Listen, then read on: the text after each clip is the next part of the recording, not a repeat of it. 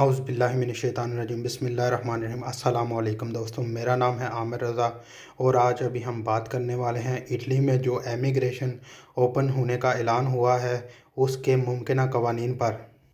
जैसा कि आपको पता है कि 1 जून से लेकर 15 जुलाई तक आप अपने पेपर सबमिट करवा सकते हैं। इसमें क्या क्या कानून लागू होंगे हम आज उन पर बात करेंगे।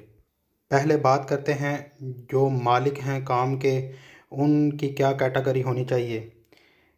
जो भी बंदा है जिसने एमिग्रेशन के जो पेपर हैं सबमिट करवाने हैं उस पर कोई भी कानूनी कार्रवाई ना हुई हो, यानी कि कोई दरुंचा ना हुआ हो, सज़ा याफ्ता ना हो, आदि मुजरम ना हो, मंशियात फरोश ना हो और एजेंट ना हो।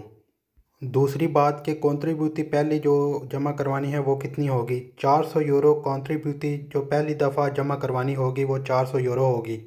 बदानते वाले भी हजरात पेपर जमा करवा सकेंगे और उनकी भी कॉन्ट्रीब्यूटी इतनी ही होगी।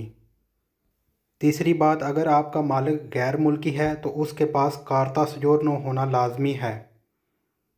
अब बात करते हैं जो मज़दूर है जिसने अपने पेपर जमा करवाने हैं उनको क्या करना चाहिए।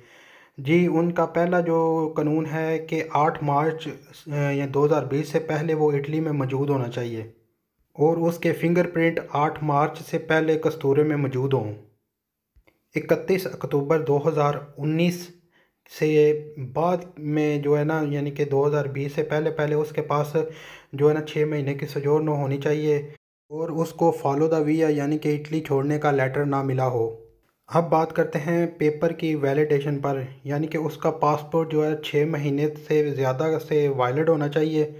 उसके पास काम का कॉन्ट्रैक्ट होना चाहिए।